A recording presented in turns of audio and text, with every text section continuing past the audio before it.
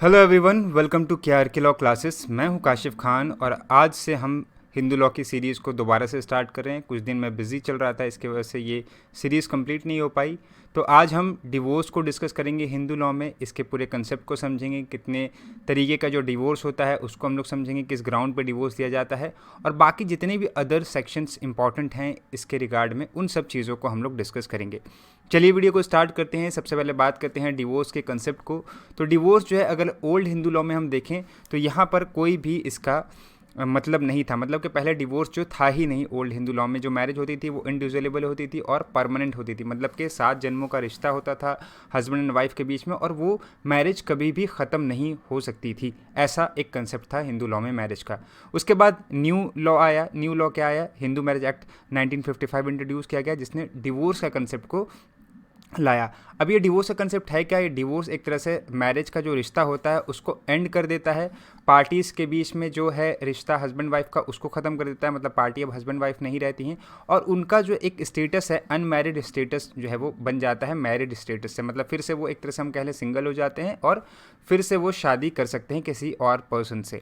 Then यहाँ पे section 13 जो है वो हिंदू मैरिज एक्ट का, जो कि बात करता है बहुत सारे सर्कमस्टांसेस, या हम कह लें कि बहुत सारे ग्राउंड्स जिसके बेसिस पे हस्बैंड या वाइफ एक दूसरे से डिवोर्स ले सकते हैं।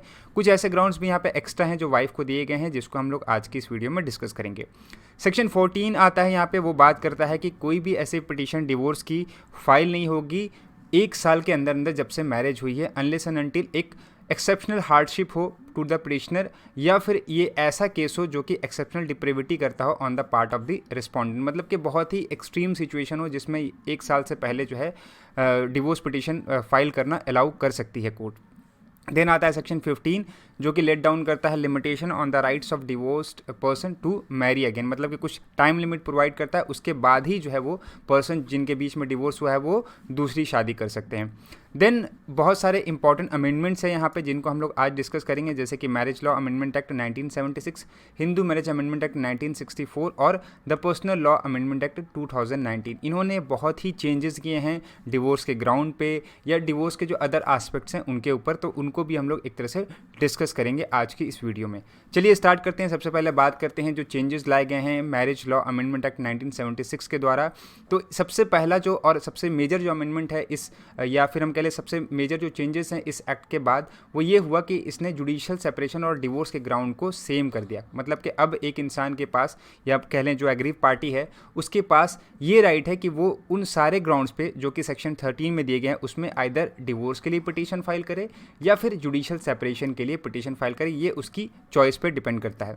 इसके बाद बहुत सारे अदर चेंजेस भी किए, जैसे कि सिंगल एक्ट ऑफ एडल्ट्री को जो है वो ग्राउंड ऑफ डिवोर्स बना दिया गया। पहले जो है वो यहाँ पे live in adultery word use किया जाता था, कि मतलब कि कोई पार्टनर जो अगर बहुत टाइम से किसी एडल्ट्री के एक्ट में इन्वॉल्व है तभी जो है दूसरे पार्टनर को डिवोर्स मिलता था, राइट एज ए डिवोर्स। ठीक है, इस पर। देन क्रुएल्टी और डिजर्शन को जो है ग्राउंड ऑफ डिवोर्स बनाया गया। इससे पहले ये सिर्फ और सिर्फ जुडिशियल सेपरेशन का ग्राउंड था।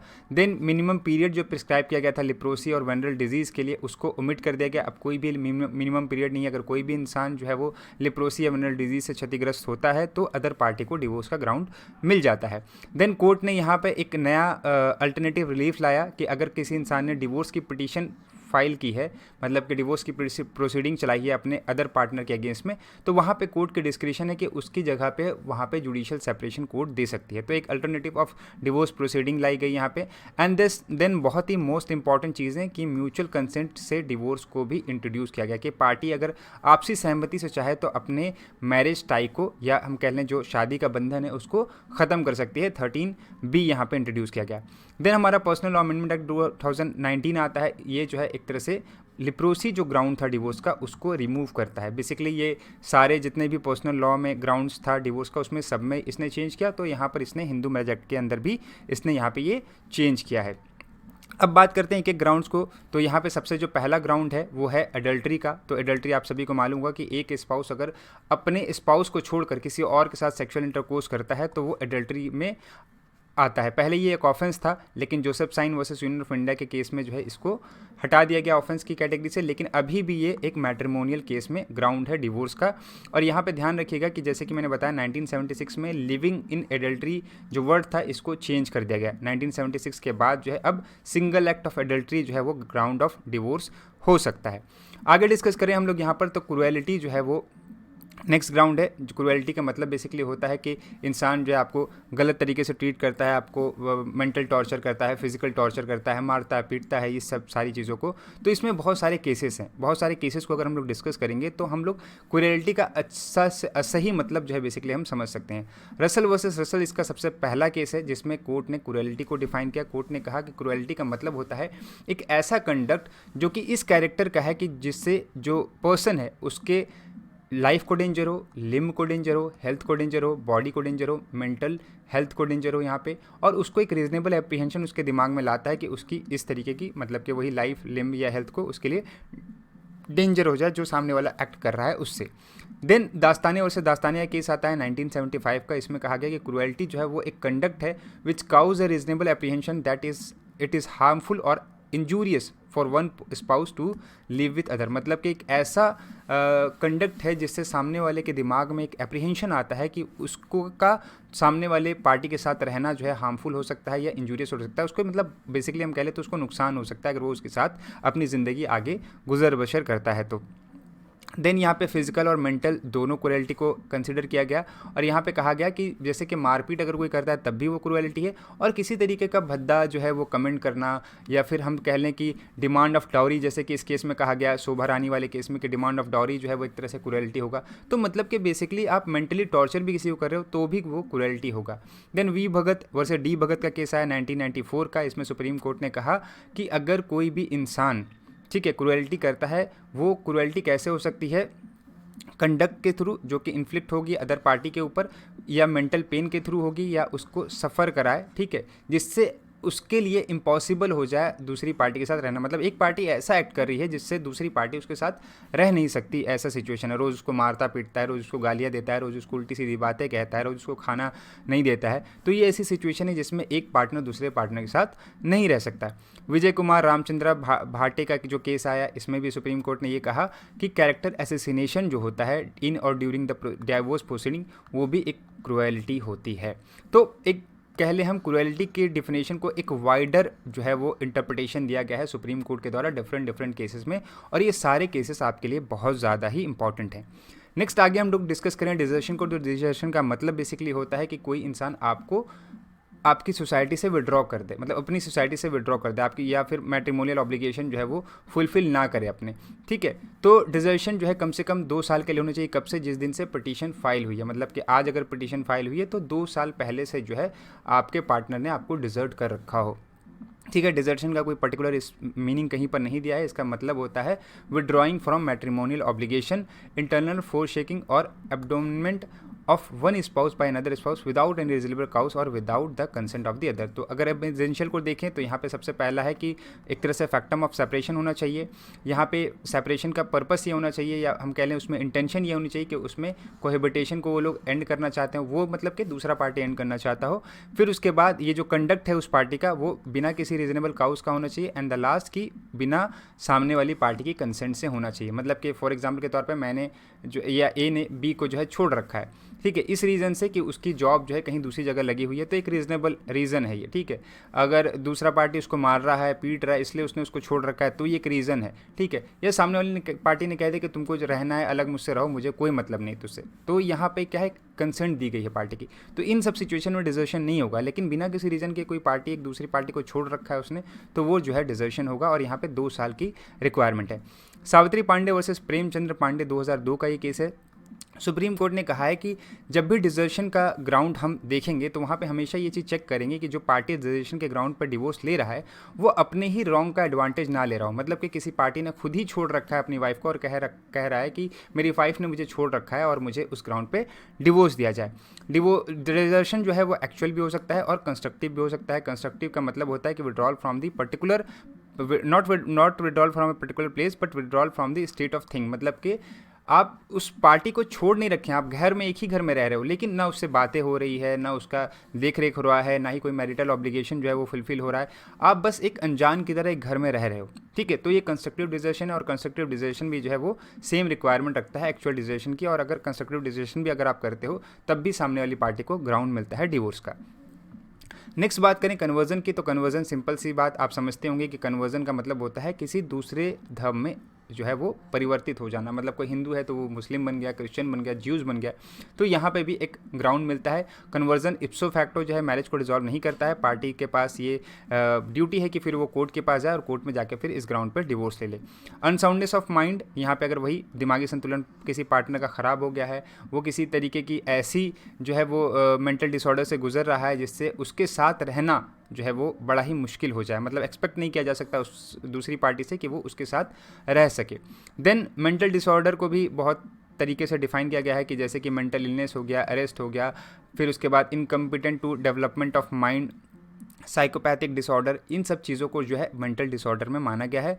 राम नारायण गुप्ता वर्सेस श्रीमती रामेश्वरी गुप्ता 1988 का ये केस है। इसमें कहा गया है कि that the degree of mental disorder must be such that the spouse seeking relief can not reasonably be expected to live with other, मतलब कि मेंटल डिसऑर्डर ऐसा है कि जो सामने वाली पार्टी जो डिवोर्स मांग रही है उससे ये एक्सपेक्ट नहीं किया जा सकता कि वो उस सिचुएशन में अदर पार्टी के साथ रह सके। तो ये सारी चीज़ें हमने यहाँ पे देखी। आगे अदर ग्राउंड जो है उनको डिस्कस करते हैं, जैसे कि virulent and incurable form of leprosy. तो लिप्रोसी को अगर अभी हम बात करें तो जैसा कि मैंने बताया था पहले ही कि 2019 के अमेंडमेंट एक्ट के द्वारा इसको हटा दिया गया है सारे पर्सनल लॉ से। उसके बाद वेनरल डिजीज़ जो है वो एक अभी भी यहाँ पर है, जो कि अगर कोई भी ऐसा इंसान venereal disease in communicable form में अगर क्षतिग्रस्त है तो एक दिन के लिए ही क्यों ना हो, 2 दिन के लिए ही क्यों ना हो, 10 दिन के लिए क्यों ना हो, सामने वाली पार्टी को यहाँ पे ग्राउंड मिल जाएगा डिवोर्स का। पहले इसके लिए एक पर्टिकुलर टाइम पीरियड था, लेकिन अब ये टाइम पीरियड को हटा दिया गया है। रिनाउंसिएशन ऑफ द वर्ल्ड, मतलब कि किसी इंसान ने जो है वो रिलीजियस ऑर्डर को फुलफिल करने के लिए वर्ल्ड को ही त्याग दिया है, सन्यासी बन गया है वो, तो उस केस में भी जो है वो इसको सिविल डेथ माना जाएगा और एक ग्राउंड ऑफ डिवोर्स यहाँ पे दूसरी पार्टी को मिल जाएगा। प्रिजम्पशन ऑफ डेथ, अगर 7 साल से वो गायब है और उसके बारे में ऐसे इंसान को नहीं पता है जिनको नेचुरली उनके बारे में पता होना चाहिए। जैसे कि एक इंसान के बारे में किसको पता होता है, उसकी फैमिली को पता होता है, उसके पड़ोसियों को पता होता है, उसके दोस्तों को पता होता है, लेकिन जब उनसे पूछा गया तो 7 साल तक से उनके पास कोई भी इन्फॉर्मेशन नहीं थी उस पर्टिकुलर इंसान की, तो जो दूसरी पार्टी होगी उसको यहाँ पर डिवोर्स का ग्राउंड मिल जाएगा। अब ये तो सारे ऐसे ग्राउंड हैं जो हस्बैंड एंड वाइफ दोनों को मिलते हैं, लेकिन कुछ ऐसे ग्राउंड्स हैं या जो कि वाइफ को सिर्फ मिलते हैं, और कुछ ऐसे ग्राउंड हैं जो कि इरिटेबल ब्रेकडाउन ऑफ मैरिज के वजह से मिलते हैं। जैसे कि पहला हम लोग डिस्कस करें इरिटेबल ब्रेकडाउन वाले, तो अगर कोई भी कोहेबिटेशन नहीं होता है, अगर डिक्लेयर ऑफ जुडिशियल सेपरेशन पास हो जाती है उसके बीच में 1 साल तक में, मतलब 1 साल तक अगर पार्टी के बीच में कोई कोहेबिटेशन या कह लें सेक्सुअल इंटरकोर्स नहीं हुआ है 1 साल तक, जब से वो जुडिशियल सेपरेशन की डिग्री उन दोनों के बीच में पास हुई है। दूसरा कि failure to comply with the degree of restitution of conjugal right, एक पार्टी ने रेस्टिट्यूशन का केस फाइल किया, दूसरी पार्टी के अगेंस्ट जो है ऑर्डर हुआ है रेस्टिट्यूशन का कि उसको आके जो है पहली वाली पार्टी के साथ रहना है, लेकिन वो आके नहीं रही और उन लोगों के बीच में कोई भी कोहेबिटेशन नहीं हुआ।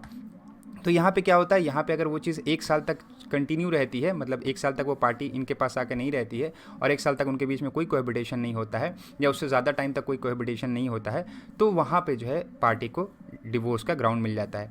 आर श्रीनिवास कुमार जो है वर्सेस आर समिथा 2019 का जो केस है, इसमें सुप्रीम कोर्ट ने कहा कि ये एक तरह से इनहेरेंट पावर देता है सुप्रीम कोर्ट को अंडर आर्टिकल 142 कि वो सुप्रीम कोर्ट अपनी इस पावर को यूज़ करके यहाँ पे डिसॉल्व कर सकती है इस तरीके की मैरिज को जो कि इरिटेबली ब्रेक डाउन हो चुकी है। मतलब कि यहाँ पे देखा जाता है कि बहुत हमने कोशिश करी लेकिन मैरिज जो है वो नहीं सही हो पा रही है, तो यहाँ पर डिवोर्स देना ही बहुत सही ऑप्शन है। देन हम लोग बात करें कुछ ऐसे ग्राउंड जो कि सिर्फ और सिर्फ वाइफ को दिए गए, तो 4 ग्राउंड्स हैं जो कि सेक्शन 13 के सब सेक्शन 2 में दिए गए हैं। पहला है बाईगैमी, मतलब कि हस्बैंड ने इस एक्ट के आने से पहले 2 शादी कर रखी है, दोनों बीवी जिंदा है, तो कोई भी वाइफ जो है वहाँ पे डिवोर्स का पिटीशन फाइल कर सकती है subject to the condition that कि जो अदर वाइफ है वो यहाँ पे अलाइव होनी चाहिए। मान लीजिए किसी वाइफ की डेथ हो गई या किसी वाइफ से उसका डिवोर्स हो गया तो फिर यहाँ पे डिवोर्स नहीं मिलेगा। रेप सोडमी बिस्टेलिटी के लिए अगर उसको गिल्टी पाया गया है हस्बैंड को, तो इस केस में वाइफ जो है हस्बैंड से डिवोर्स ले सकती है। गिल्टी का यहाँ पे मतलब बेसिकली यही होगा कि कन्फर्म हो जानी चाहिए यहाँ पे सज़ा, अगर सज़ा कन्फर्म नहीं हुई है तो डिवोर्स नहीं मिलेगा। अगर अपील में चल रहा है, ठीक है, रिवीजन में चल रहा है केस या रेफरेंस में चल रहा है, तो यहाँ पे फिर नहीं होगा।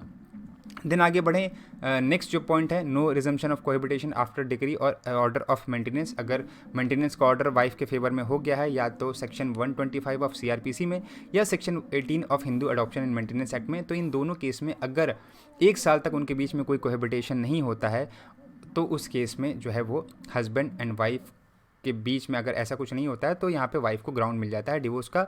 एंड द लास्ट इंपॉर्टेंट यहाँ पे ग्राउंड ये है ऑप्शन ऑफ पुबर्टी का। ऑप्शन ऑफ पुबर्टी में जैसा कि आप सभी को मालूम होगा कि अगर 15 साल से पहले लड़की की शादी उसके माँ बाप ने कराई होगी तो यहाँ पर जो है वो लड़की को ये राइट मिलता है कि वो 18 साल के बाद 15 साल के बाद और 18 साल से पहले अपनी मैरिज को रेपुडिएट कर सकती है। और अगर उसने मैरिज को रेपुडिएट कर दिया तो उसके पास ये राइट आ जाए कि वो यहाँ पे डिवोर्स ले ले उस पार्टनर से।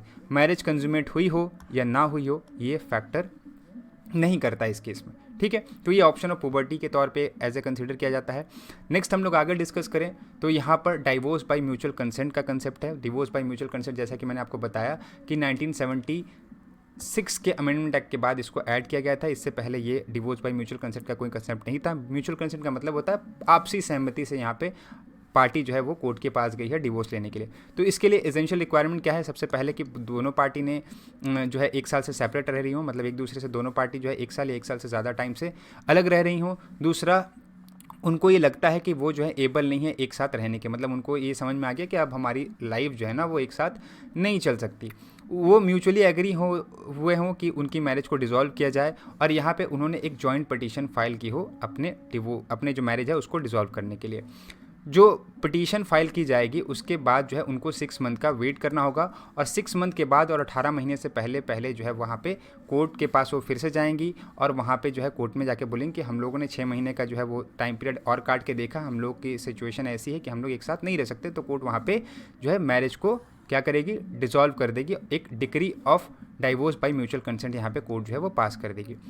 तो consent and divorce by mutual consent में हमेशा एक चीज़ ध्यान रखिएगा कि जो कंसेंट है पार्टी की वो फोर्स, फ्रॉड या अनड्यू इन्फ्लुएंस से नहीं ली गई हो। ऐसा नहीं हो कि वाइफ को डरा धमका के उससे हस्बैंड ने कंसेंट ली हो और 13B के अंदर जो है पिटीशन फाइल कर दी हो, ऐसा नहीं होना चाहिए।